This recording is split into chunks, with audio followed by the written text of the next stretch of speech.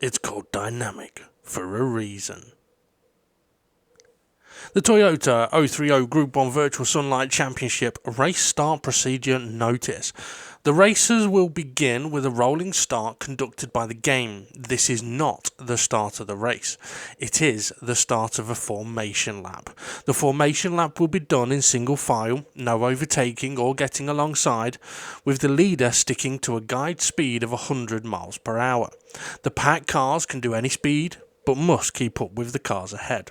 If you balls up and crash out of position on the formation lap, you must drop to the back of the field. This includes the leader. The actual start of the race will begin at the second of two dedicated points on the track, a go-no-go zone and the overtaking gantry point. There is no overtaking or getting alongside allowed in the go-no-go zone. The go-no-go zone is the first point the leader can choose to go, but they don't have to go right away. The leader can go at any point in the go-no-go zone. From the start of this zone, once they speed up, they cannot slow down, but they can speed up and hold a speed and speed up again.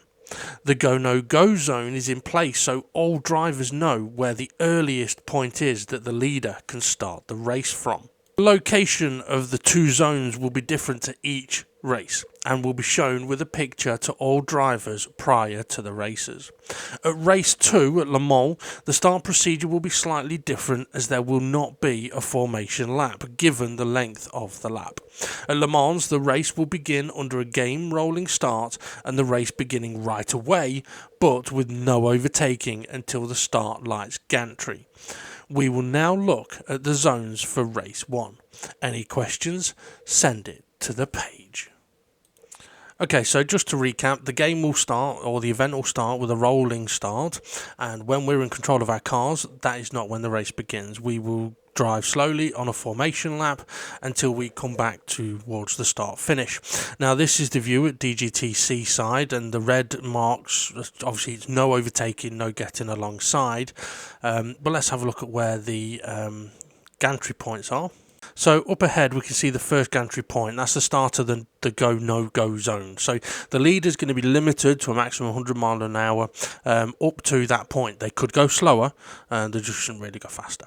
Now once they get to that go-no-go zone, they have the choice to go whenever they want within that green area. They don't have to go right away, but this has been brought in so that everybody knows that the leader can't come around the final corner and just boot it and bugger off. Okay, so there's a specific point where the leader can choose to go from, so he has to wait until he gets to that point. So as I mentioned, the leader can go at any point in that green area. Now you can just about see in the distance the overtaking gantry.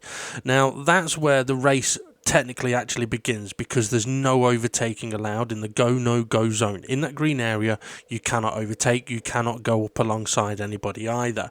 No doing a Max Verstappen. So it is follow my leader, and the leader will choose a point in that green zone that they are going to go, and once they do go, you can't overtake until the next gantry. Okay, so it's going to be a little bit spicy, that's for certain. And the leader in that green zone as well can speed up, but can't speed up and slow down. Okay, so when the leader gets to the end of the go-no-go zone, they end up getting to the overtaking gantry. Now at Seaside there is a lights gantry, starting lights gantry, and that is going to be the race start point. That's the go-go zone now.